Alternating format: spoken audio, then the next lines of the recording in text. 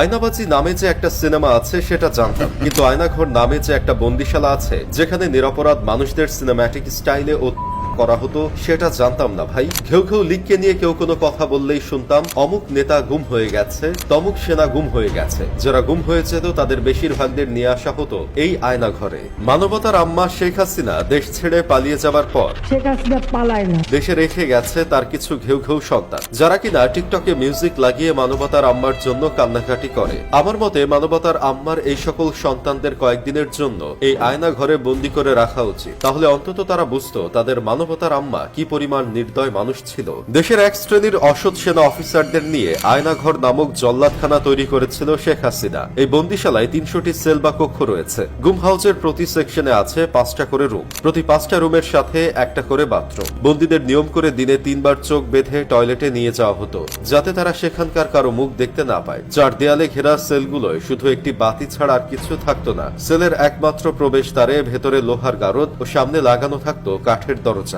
আরো আছে কয়েকটি সাউন্ড প্রুফ কক্ষ যেখানে বন্দীদের করা হতো। কোন রকম প্রমাণ কিংবা সাক্ষ্য ছাড়া শুধুমাত্র সন্দেহের জেরে এসব লোকদের তুলে এনে বছরের পর বছর বন্দী করে রাখা হতো আয়নাঘরে। কেউ সরকারের বিপক্ষে গলা উঁচু করলে কিংবা তাদের বিরুদ্ধে দাঁড়ানোর সাহস দেখালে তাকে আয়নাঘরে ধরে নিয়ে আসতো ডিজিএফআই। আপনারা এই মানুষটাকে চিনতে পেরেছেন? উনি হলেন সাবেক সেনা কর্মকর্তা ব্রিগেডিয়ার জেনারেল আব্দুল্লাহিল আমান আজমি। ২০১৬ সালের ২৩ আগস্ট ব্রিগেডিয়ার জেনারেল আজমিকে সাদা পোশাকের অস্ত্রধারী কিছু ব্যক্তি তুলে নিয়ে যান। এরপর শিকার হন গুমের। গুম করে তাকে রাখা হয় আয়নাঘরে। আয়নাঘর থেকে ফেরার পর সাবেক ব্রিগেডিয়ার জেনারেল বলেন, আমি কতদিন আলো বাতাস দেখি না, আল্লাহর দুনিয়া দেখি না, ওরা আমাকে আজান শুনতে দেয় নাই। আমার এই গামছাটাতে আমি যেই পরিমাণ চোখের পানি মুছেছি ওই পানি জমাইলে একটা দিঘি বানানো যেত। ভাই চিন্তা করেছেন একবার, একটা মানুষ কতটা নিষ্ঠুর হলে অপর একটা মানুষের সাথে এতগুলো বছর এমন কাজ করতে পারে? আয়নাঘর থেকে মুক্তি পাওয়া আরেক বন্দী ব্যারিস্টার মীর আহমদ বিন কাশেম আরমান ২০১৬ সালের ১০ আগস্ট রাত ১:১২টার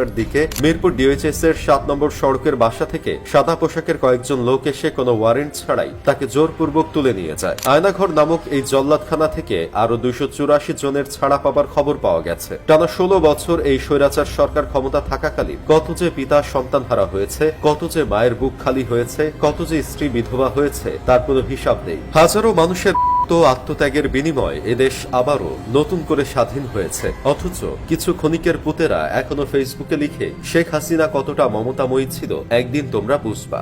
বলছে কি ক্ষণিকের ছেলেরা, মানবতার আম্মা তো তোমাদের এতিম করে হেলিকপ্টারে করে পালিয়ে গেল।